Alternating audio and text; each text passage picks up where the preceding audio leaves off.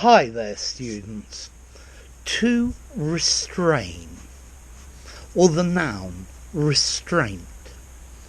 To restrain means to control, to hold back, to keep in check, to curb, to bridle, to inhibit.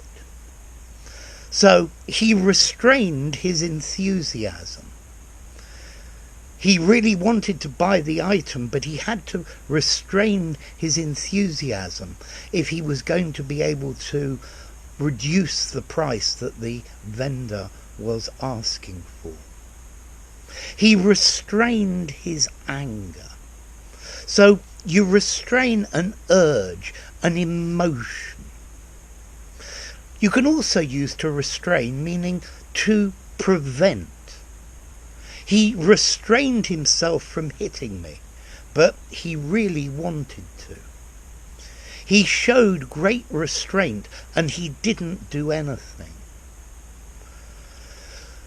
As well, to restrain can mean to limit movement, to deprive of liberty or of freedom of movement, to restrict. So, for example, a restraint is something that holds people in place.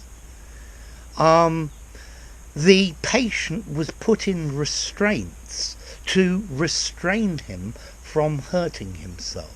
He was tied up effectively. The security guards restrained the protesters. They held them and stopped them hurting people. Okay, so to restrain, to prevent, to control, to keep within limits. So I'm on diet and I need to restrain my appetite, limit the freedom of what I'm going to eat. I must restrain myself from eating cakes, prevent. I must restrain myself from eating so many cakes, limit, restrict. In a car, a child should travel in a child's seat, and this restrains the movement of the child. When you're talking in English, I strongly suggest you restrain your urge to translate into English from your native tongue. We need to show some restraint in our spending because we haven't got much money left. Okay? So, to restrain, to prevent, to control, to keep within limits, to restrict. The embargo against North Korea restrains trade with North Korea, for example.